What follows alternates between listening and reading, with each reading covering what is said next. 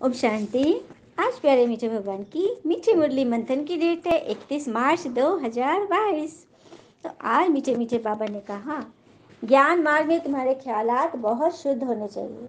सच्ची कमाई में झूठ बोला, कुछ उल्टा किया तो बहुत घाटा पड़ेगा। तो ज्ञान मार्ग में हमारे ख्यालात बहुत शुद्ध होने चाहिए। सच्ची सच्ची कमाई कराने के लिए तो परमात्मा आ गए हैं ना, हमें सिखा रहे हैं। और सच्ची कमाई बहुत सारी बातों पे आती है। जैसे एक और बात सीख ले कि जीवन में छोटे बड़े सभी को महत्व दे, क्योंकि जहाँ सुई का काम है वहाँ तलवार काम नहीं कर सकता। और कब कहाँ कितना कौन बदल गया, बस ये सोचिए कि क्या देकर गया और क्या सिखा गया। इस बात पे नहीं कि कोई मेरे साथ अच्छा नहीं, मेरे स्वार्थवश मेरे साथ थे, नहीं, मुझे क्या सिखा गया यह देखना है। अच्छी अच्छी चीज देखनी है, सच्ची कमाई करनी है, उल्टा कर्म नहीं करना है। प्रश्न, जो तकदीरवान बच्चे उच्च पद पाने वाले, उनकी निशानी क्या होगी? उनसे कोई भी खराब काम नहीं होगा। यज्ञ की सेवा में हड्डी हड्डी लगाएंगे, उनमें कोई भी लोभ आदि नहीं होगा। वो बहुत सुखदायी होंगे, मुख से सदैव ज्ञान रतन निकलेंगे, बहुत बहुत मीठा बनेंगे। वो इस पुरानी दुनिया को देखते हुए भी नहीं देखेंगे। उनके अंदर यह ख्याल नहीं आएगा कि तकदीर में जो होगा देखा जाएगा। और अपने ऊपर घमंड नहीं कि हमने तो इतना किया, हमारे जैसा कोई नहीं। चलिए अर्जुन का दृष्टांत सुनते हैं। एक बार अर्जुन को अहंकार हो गया कि वही भगवान का सबसे बड़ा भक्त है। उसकी इस भावना को श्री कृष्ण ने समझ लिया, तो वे अर्जुन को अपने साथ घुमाने ले गए। रास्ते में उसकी मुलाकात एक गरीब ब्राह्मण से हुई। उसका व्यवहार थोड़ा विचित्र था। वह सूखी घास खा रहा था और उसकी कमर में तलवार लटक रही थी। अर्जुन ने उससे पूछा कि आप तो अहिंसा के पुजारी हो, जीव हिंसा के भय से आप सूखी घास खाकर गुजारा तो कर रहे हो, लेकिन फिर हिंसा का यह उपकरण तलवार क्यों लटकाया है? ब्राह्मण ने उत्तर दिया, मैं कुछ लोगों को दंडित करना चाहता हूँ। अर्जुन ने पूछा, आपके शत्रु भला कौन है? ब्राह्मण ने, मैं 4 लोगों को खोज रहा हूँ ताकि उनसे उनका हिसाब चुकता कर सकूं, उनसे अपना। सबसे पहले मुझे नारद की तलाश है। नारद मेरे प्रभु को आराम ही नहीं करने देते, हर वक्त भजन करते रहते, नारायण नारायण जगाए रखते उनको। फिर मैं द्रौपदी पर भी क्रोधित हो रहा हूँ। उसने मेरे प्रभु को ठीक उसी समय पुकारा जब वो भोजन करने बैठे थे। और पांडवों को भी दुर्वासा ऋषि से श्राप से बचाने के लिए उन्हें तुरंत जाना पड़ा था, नंगे पांव जाना पड़ा था। और मेरा तीसरा शत्रु है हृदयहीन प्रहलाद। तो अर्जुन का आंख फट गया कि प्रहलाद क्या किया उसने? उसने मेरे प्रभु को गर्म तेल के कड़ाह में प्रविष्ट करवाया, हाथी के पैर तले कुचलाया और अंत में खंबे से प्रकट होने के लिए विवश किया। और चौथा शत्रु है अर्जुन। उसकी दृष्टता देखिए, उसने तो मेरे भगवान को सारथी तक बना दिया, अपना नौकर तक बना दिया। उसने भगवान की असुविधा का जरा भी ध्यान नहीं किया। कितना कष्ट हुआ मेरे प्रभु को। यह देखकर अर्जुन का घमंड चूर चूर हो गया। उसे श्री कृष्ण क्षमा मांगते हुए कहा, मान गए प्रभु, इस संसार में न जाने आपके कितने तरह के भक्त हैं, मैं तो कुछ भी नहीं। तो ये बात है ना, तकदीर वाले बच्चे बनना है ना, तो कभी ये अहंकार नहीं कि मैं ही बाबा का सबसे लाडला हूँ, मैं ही सबसे श्रेष्ठ हूँ, मैं न हूँ तो क्या हो, ऐसा नहीं, कोई अहंकार नहीं। गीत है, हमारे तीर्थ न्यारे हैं। ओम शांति। यह भक्ति मार्ग के गीत है। तुम जानते हो हमारी ही महिमा हो रही है। भक्ति मार्ग में महिमा गाई जाती है और प्रार्थना की जाती है, और ज्ञान मार्ग में यह प्रार्थना और भक्ति नहीं की जाती।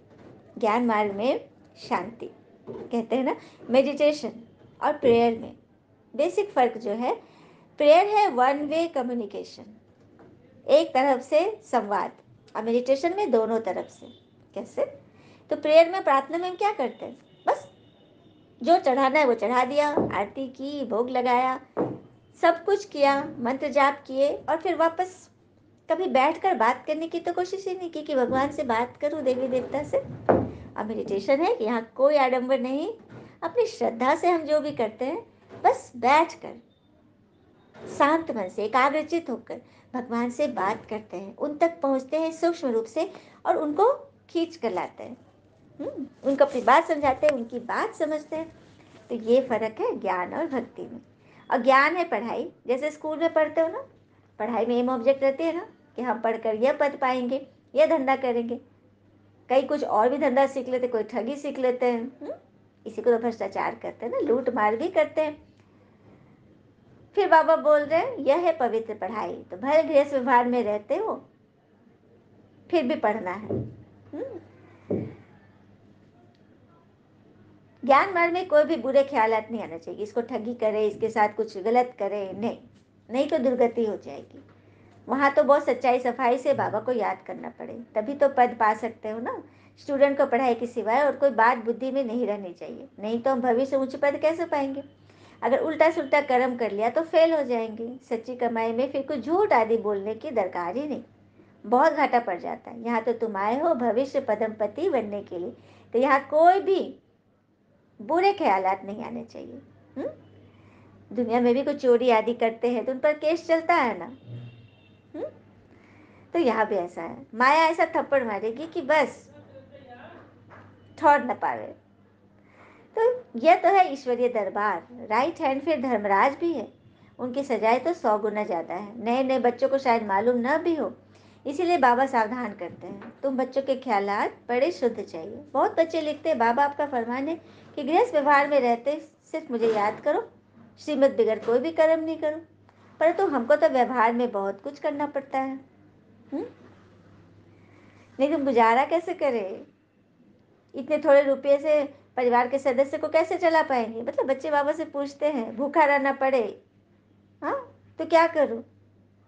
समझते हैं तो कुछ हमारे से पाप होते हुए मिट जाए, हाँ धर्मात्मा बन जाए। धर्मात्मा पुरुष से बहुत पाप हो नहीं होता, क्योंकि धर्मात्मा पाप से डरते हैं। ऐसे भी बहुत है जो कभी धंधे में झूठ नहीं बोलते, एकदम दाम फिक्स रखते हैं। कई दुकानदार भी ऐसे हैं जो एकदम ईमानदारी से सब कुछ करते हैं, दाम फिक्स रखते हैं। मतलब बाबा से जब बच्चे कहते हैं कि व्यवहार में करना पड़ता है, तो बाबा कह रहे हैं कि सच्चाई से चलकर तो देखो। अब तक तुम झूठ पे चले, अब तुम्हें श्रीमत मिल रही है ना, तो इस पे चल के तो देखो। धर्मात्मा जो होते हैं वो पाप से डरते हैं, पाप नहीं करते, और उनका नाम भी होता है। बाबा ने को रास्ता दिया ना। बाबा कहते उच्च पद पाना है तुम्हें, जो कुछ करते हो सब अपने लिए। गलत कर्म कर रहे हो उससे पद भ्रष्ट करते हो तो अपने लिए। बाबा आकर पुण्यात्मा बनाते तो कोई पाप नहीं करना चाहिए। बच्चों के लिए तो पाप का 100 गुना दंड हो जाएगा, घाटा बहुत होता है। ऐसे ख्याल नहीं रखना चाहिए जो होगा सो देखा जाएगा, अब तो कर ले। वह बच्चे कोई काम की नहीं, पुरानी दुनिया को तो बिल्कुल ही भूल जाना है, देखते हुए जैसे देखना नहीं है। पुरानी दुनिया, पुराने स्वभाव संस्कार भूल जाओ। बस ये याद रखो कि हम एक्टर है, अब नाटक पूरा होता है। 84 जन्म पूरे किए, अब घर जाना है। जितनी सर्विस करेंगे उतना उच्च पद पाएंगे। अभी प्रदर्शनी मेले की सर्विस निकली है, जो उच्च पद पाने के पुरुषार्थी होंगे उन लोगों का ख्याल चलता रहेगा कि जाकर सुने, सीखे कि कैसे भिन्न भिन्न रीति से समझते हैं। सीखना चाहिए ना कैसे समझाते हैं। वह चक्र लगाते रहेंगे, सुनते रहेंगे फलाने कैसे समझाते हैं। तो चक्र लगाना, यदि कोई यज्ञ वगैरह भी होता है उसमें फेरी डालने की प्रथा है, तो ये फेरी क्या है, यही है सुदर्शन चक्र। जितनी बार मन को फेरा दोगे उतना तुम चक्रवर्ती राजा बनोगे। तो भक्ति के संस्कार ही ज्ञान का राज खोलते हैं। ज्ञान से हम उसके अर्थ को समझ जाते हैं। हाँ, तो ऐसे सुनते सुनते बुद्धि का ताला खुल जाएगा। बहुत लिखते हैं प्रदर्शनी से हमारी बुद्धि का ताला खुल गया, बाबा ने बहुत मदद दी है। बाबा ऐसे बहुत मदद देते हैं, परंतु किनको पता नहीं पड़ता। बाबा उन बच्चों को मदद देते हैं जो हर तरह से गरीब है, मन से भी दुखी है, कोई नहीं समझ रहा है, तन से भी, शरीर से भी, हाँ पैसे से भी, रिश्ते से भी। उनकी बाबा बहुत मदद करते हैं, क्योंकि हमने वो गीत सुना है, जिसका कोई नहीं होता उसका भगवान होता है। तो सच्चे बच्चे बनो, बाबा बहुत मदद करेंगे। सिर्फ यह याद रहे कि हमको बाबा से वर्षा लेना और श्रीमत पर चलना है। बस श्रीमत पर चलने में ही कमाई है, बाकी दुनिया में तो कोई काम की चीज़ है ही नहीं, क्योंकि सब खत्म होना है ना, माया की चीज़ें हैं। तुम ज्ञान सितारे हो, इस भारत को स्वर्ग बना रहे हो, तो स्वर्गवासी बनने के लायक तो तुमको यहाँ ही बनना है। मतलब नींव तो यही पड़ेगी ना संगम पर। सत्युग में तो तैयार माल मिलेगा, उसकी तैयारी तो यहाँ करनी है। यज्ञ की पिछाड़ी तो हड्डी हड्डी चूर कर देना चाहिए। मतलब हड्डी हड्डी सर्विस, मतलब हड्डी हड्डी आत्मा, आत्मा से सर्विस करो तो आत्मा तक पहुंचेगी। उनको फिर और कोई लोभ नहीं रहेगा, जिनकी तकदीर में नहीं है उनसे फिर खराब काम होते रहेंगे। यहाँ तो तुमको सुखदाई बनना है। बाबा कहते हैं मैं सुखदाई बनाने आया हूँ, तुम भी सुखदाई बनो। उनके मुख से सदैव ज्ञान रतन निकलेंगे, शैतानी की तो कोई बात नहीं निकलेगी। झूठ बोलने से तो कुछ न बोलना अच्छा है, बहुत मीठा बनना है, माँ बाप का शो करना है। बाबा के लिए लिखा है ना, सदगुरु का निंदक ठौर न पाए। ठौर न पाए मतलब पद न पाए। जरा भी कड़वापन अवगुण आदि नहीं होना चाहिए। बहुत है जिनको थोड़ी चीज नहीं मिलती तो एकदम बिगड़ पड़ते हैं, मैंने इच्छा के अनुरूप कोई कर्म न हुआ तो एकदम बिगड़ जाता है। परंतु बच्चों को परीक्षा समझ शांत में रहना चाहिए, समझ जाना चाहिए कि यहाँ पर मेरा परीक्षा है। किसी आत्मा से यदि आपका मन नहीं मिल रहा है, आपका काम बहुत सेकंड में नहीं करता है, अंठियाता है, बहुत दिक्कत करता है, तो वहाँ पे समझ लेना चाहिए कि यहाँ पे आपकी परीक्षा है। आपको सहनशीलता का पाठ पढ़ाने के लिए, ये बच्चे हो या बड़े, अभी हमने सुना ना, सभी को इज्जत देना है, सभी के साथ मीठा बोलना है, क्योंकि जहाँ सुई की दरकार है वहाँ तलवार काम नहीं करती। और आज यदि कोई आपको इग्नोर कर रहे हैं, आपको हल्का समझ रहे हैं, मूल्यवान नहीं समझ रहे, आप अपनी स्थिति में पक्के बनो, आप ज्ञान में चलो, आप अपने सारा कुछ करके देख लिया, अब इसको एक्सपेरिमेंट के रूप में करके देखो, सभी आपको फिर गौर करेंगे, आपकी सुनेंगे। तो कितनी बड़ी बात है ना।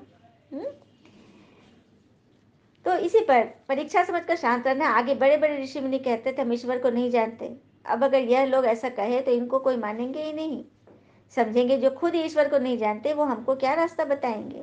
सच बात है, सन्यासी आदि बोल ही नहीं सकते कि भगवान यहाँ नहीं है, हमको भगवान नहीं मिले। तो आजकल एक दो के गुरु बहुत बन गए हैं। हिंदू नारी का पति भी गुरु, पति परमेश्वर, गुरु ईश्वर है। तो गुरु तो सदगति देगा कि पतित बनाएगा? सच बात है, पति क्या करता, पतित ही बनाता है ना। लेकिन गुरु तो सदगति देते, साथ ले जाते। तो ये देहधारी गुरु तो हमें साथ नहीं ले जाएंगे ना। अब तुम जानते हो जो भी सब सजनिया है उनका गुरु अथवा साजन एक ही है, शिव बाबा। आत्मा का साजन है वो, माता पिता बाप दादा सब कुछ वही है। ये लोग फिर पति के लिए ये अक्षर कह देते हैं। सच बात है, पति के लिए गुरु जो कहा गया वो परमात्मा के लिए, पति परमेश्वर, इसीलिए पति के साथ परमेश्वर लगता है, क्योंकि ये परमेश्वर के लिए पति शब्द है, लेकिन उसको पति के लिए गुरु कह दिया। तो यहाँ तो वो बात है ही नहीं। समझ में आया ना, बहुत बड़ी बात है, रहस्य बताया आज बाबा ने। यहाँ तो तुम आत्माओं को परमपिता परमात्मा पढ़ाते हैं। आत्मा इतनी छोटी है जिसको 84 जन्मों का पाठ नूंदा हुआ है जिसने। परमात्मा भी छोटा स्टार है, उनमें भी सारा पाठ नूंदा हुआ है। मनुष्य समझते हैं परमात्मा सर्वशक्तिवान है, सब कुछ कर सकता है। परमात्मा कहते हैं ऐसी कोई बात नहीं है, राम अनुसार मेरा भी पाठ है। भक्ति में हम समझते हैं ना, सुनते आए ना कि परमात्मा मुर्दे को जिंदा करते हैं। तो मुर्दा को जिंदा क्यों करेंगे भला? यदि एक घर में जिंदा कर दिया तो क्या दूसरा बच्चा नहीं तैयार हो जाएगा? तो बाबा यही करते रहे, एक जिंदा उसको मरा उसको जिंदा किया, दूसरा मरा उसको जिंदा किया, तो फिर मौत होगी ही नहीं। अब मरण नहीं होगा तो फिर जन्म कहाँ से होगा? सारा सृष्टि का नियम ही फेल। चलिए ये बात सच है, लेकिन सूक्ष्म स्तर पे मुर्दे जैसे मन को जिंदा कर देना, ऐसा बना देना कि कितने मुर्दे को जिंदा कर रहे हैं, ऐसा जिंदा हो गया, ऐसा मन उनका जीवित हो गया, मूर्छित था सुरजित हो गया कि कितने मन को दूर दूर तक देश विदेश के मन को वो सुरजित कर रहा है। ये है ना परमात्मा का चमत्कार। समझ में आया? बाबा समझाते हैं तुम सब आत्माएं आपस में भाई भाई हो। आत्मा अपने भाई के शरीर का खून कैसे करेगी? हम सब आत्माओं को बाबा से वर्षा लेना है, मेल हो चाहे फीमेल। ये देह विमान छोड़ देना है, देह भान में आना ही नहीं कि हम स्त्री पुरुष है, हम गोरा है काला है, नाटा मोटा, हम अमीर गरीब, ये बिल्कुल नहीं। आत्मा का कोई न शरीर होता है, न रंग होता है, न रूप होता है, न पद होता है। आत्मा सब एक है, ये छोड़ देना है। हाँ, सोचना मैं पद। शिव बाबा कितना मीठा है, तो हम भी शिव बाबा के बच्चे हैं, भाई भाई हैं, हमको कभी आपस में लड़ना झगड़ना नहीं। देही अभिमानी रहे तो कभी लड़ेंगे ही नहीं। बाबा क्या कहेंगे, ये बात है। हमेशा सोचो कि बाबा के हम छत्र छाया के नीचे हैं। अगर लड़ रहे झगड़ रहे हैं गुस्सा कर रहे हैं तो बाबा तुमको देख रहे हैं ना, हमारी फोटो खींच रहे हैं। बाबा इतना मीठा और बच्चे लड़ते रहते हैं। लोग बाबा का नाम भी बदनाम होगा कि शिव बाबा यही पढ़ाते तुमको। इस समय मनुष्यों में आत्मा का ज्ञान भी नहीं है। हम आत्मा परमात्मा की संतान है, फिर लड़े क्यों? आपस में सब एक है ना। मनुष्य तो सिर्फ कहने मात्र कह देते कि भाई भाई, तुमको तो पूरा पुरुषार्थ करना है इस पर। बाप जैसा मीठा और लवली जरूर बनना है, तब बाबा कहेंगे सपूत बच्चा कितना लवली हो गया है। बाबा कितना निरंकारी है, कहते मैं तुम्हारा बाप टीचर गुरु सब कुछ हूँ। आधा कल से तुम मुझे याद करते आए हो कि बाबा आओ। भगवान को हम सब बुलाते हैं ना, भक्ति में पूजा पूजा कर करके हम किसको बुला रहे थे? भगवान से। तो हमारी कामना कैसे पूरी करेंगे? जब आएंगे तभी तो। तो बाबा कहते हैं ऐसा नहीं है, मेरा भी ड्रामा में पार्ट है, मैं तुम्हें पढ़ाने के लिए आता हूँ। हाँ, ये साइंस से जो कुछ बन रहा है ये सब तुम्हारे लिए। साइंस वाले कोई ज्ञान नहीं लेंगे, उनको आना ही प्रजा में है। मतलब साइंस वाले सभी स्वर्ग में आएंगे लेकिन प्रजा रूप में हमारे लिए सामान बनाएंगे, विमान बनाएंगे, महल आदि बनाएंगे। बाकी चंद्रमा आदि पर जाना यह सब अति की निशानी है।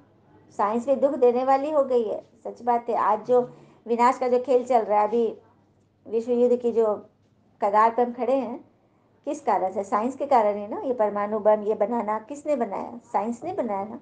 तो ये सब टू मच जब होगा ना तो विनाश हो जाएगा। टू मच में नहीं जाना है अभी, चलो लेके जाना तो है ही, लास्ट समय तो होना ही है। बाकी सुख तो तुम भोगेंगे। मम्मा बाबा कहते हो तो फॉलो करना चाहिए। तुम्हारे मुख से सदैव रतन निकलने चाहिए। कहते हैं पत्थरों ने गीत गाया, पहले तुम पत्थर बुद्धि थे, बाबा ने आकर तुमको पत्थर बुद्धि से पारस बुद्धि बनाया। अभी तुम गीता का गीत गा रहे हो, बाकी वो पत्थर गीत नहीं गाएंगे। गीत गाया पत्थरों ने तो कौन से पत्थर ने? पत्थर बुद्धि मनुष्यों ने गीत गाया। अब उस पत्थर बुद्धि को भगवान पारस बुद्धि बना रहे हैं, तभी तो हम गीता का ये गीत गा रहे हैं। मुरली, तुम अभी परमपिता परमात्मा की बायोग्राफी को जानते हो। वो लोग तो कुछ भी अर्थ नहीं समझते हैं, रत्नों के बदले पत्थर ही मारते हैं। अब तुम्हारी बुद्धि में रत्न है नंबरवार। ज्ञान सभी को मिल रहा है बराबर, लेकिन धारणा करने की, रत्न जमा करने की नंबरवार पोजीशन है। कोई को मुख से तो हीरे मोती निकलते हैं, इसलिए ही तुम्हारे नाम पड़े हैं नीलम परी, सब्ज परी, लाल परी। तुम पत्थरों से रत्न अथवा पारस बन रहे हो। क्या बात है, मुख से हीरे मोती निकालने हैं, अच्छे अच्छे बोल, शुभ भावना देना है। आपके साथ कोई बहुत गड़बड़ कर रहा है, बहुत ज़्यादा विकर्म कर रहा है, लेकिन आप मन से क्या सोचो? जितना आप मन से सोचोगे ना, उसके संस्कार पे मोहर लगा रहे हैं। हम मन से अच्छा अच्छा सोचें, अच्छा सोचें। जो हम देखना चाहते हैं वो विजुलाइज करें, फील करें पहले वाली स्थिति की। पहले से कितना खुशहाल हम रहते थे, परिवार में कितना अच्छा लगता था, वो सब सीन देखें और खुद को हमेशा खुशनुमा रखें। हाँ, अब ये देखना है कि तुम कितने पत्थरों को रत्न व पारस बना रहे हो। तुम्हारा काम है सबको समझाना। तो तुम्हारा परमपिता परमात्मा से क्या क्या संबंध है यह पूछो। जब तक इस बात का एक्यूरेट जवाब लिख कर नहीं दे, तब तक बाबा को मिलना ही फालतू है। मतलब एक्यूरेट लिख कर दे कि परमात्मा हमारा पिता है और इस संस्था में आए हैं। जब ये निश्चय हो जाए तभी कुछ आगे बढ़ सकेंगे। पहले बाबा को जाने तब समझे कि बीके किसकी पौत्रियां हैं। बड़ी ऊंची मंजिल है कि जन्मों की बादशाही गरीब से गरीब ही ले सकते हैं। बाबा ने आज बता दिया है, सबसे गरीब ही या बादशाही लेंगे। मतलब भगवान को पहचानेंगे, उनके नियम पे चलेंगे। कई आत्मा है बहुत प्यार से कहती, दीदी अब हम समझ गए हैं, अब अच्छी रीति आपको चल कर दिखाएंगे। कितनी बड़ी बात है ना। विश्व का मालिक बनना कोई कम बात है क्या? सिर्फ सीमत पर चलना है। भगवान खुद कुर्बान जाते हैं, बच्चों पर 21 जन्मों की कुर्बानी करते हैं। कहते हैं विश्व के मालिक भव, जरूर बच्चों के मुख से रतन ही निकलते हैं। तब तो भविष्य में पूजनीय देवता बनेंगे ना। अच्छा, मीठे बच्चों प्रति भगवान की नमस्ते। हम बच्चों की भी प्यारे बाबा को नमस्ते। धारणा के लिए मुख्य सार, पहले पॉइंट, मीठा बन माँ बाप का शो करना है, भगवान को प्रत्यक्ष करना है। कड़वापन जरा भी न हो उसे निकाल देना है। बाप जैसा मीठा लवली जरूर बनना है। दूसरी पॉइंट, कोई भी काम श्रीमत के बिना नहीं करना है। श्रीमत में ही सच्ची कमाई है, आत्मा की कमाई जो साथ जाएगी। वरदान है, नॉलेजफुल बन, हर कर्म के परिणाम को जान, कर्म करने वाले मास्टर त्रिकालदर्शी भव। नॉलेजफुल बन, हर कर्म के परिणाम को जान, कर्म करने वाले मास्टर त्रिकालदर्शी बनो। तो त्रिकालदर्शी बच्चे हर कर्म के परिणाम को जानकर फिर कर्म करते हैं। कोई भी काम वो सोचते हैं, बोलते हैं, जो करते हैं उसके परिणाम को देख लेते हैं पहले ही। सबको पता होता है कि ये बोलने का, ये करने का अंजाम क्या होगा। वे कभी ऐसे नहीं कहते कि होना तो नहीं चाहिए था लेकिन हो गया, बोलना नहीं चाहिए था लेकिन बोल दिया। तो ये त्रिकालदर्शी की स्थिति नहीं है। इससे सीधे कि कर्म के परिणाम को न जान भोलेपन में कर्म कर लेते हो। भोला बनना अच्छा है, लेकिन दिल से भोला बनो, बातों में और कर्म में भोले मत बनो। बाबा ने भोले बच्चे को समझाने दी है कि दिल से भोला बनो, लेकिन बातों से कर्म में नहीं। इसके लिए तो बस भोला है तो आपको भाला भी साथ रखना होगा। उसमें त्रिकालदर्शी बन, हर बात सुनो और बोलो, तब कहेंगे सेंट अर्थात महान आत्मा। हर कर्म को सोच समझ के करो, तब कहेंगे सेंट संत अर्थात महान आत्मा। स्लोगन, एक दो को कॉपी करने के बजाय बाबा को कॉपी करो तो श्रेष्ठ आत्मा बन जाएंगे। एक दो को कॉपी करने के बजाय किसे कॉपी करना है? ब्रह्मा बाबा को कॉपी करना है, तभी तुम श्रेष्ठ आत्मा बन जाए, क्योंकि हमारे लिए रोल मॉडल हैं। उनके फुट स्टेप पर कदम रखकर हम आगे बढ़ते चले। अच्छा, ओम शांति। शुक्र है मीठे बाबा, वो बाबा के प्यारे प्यारे बच्चे। All is well always. ओम शांति।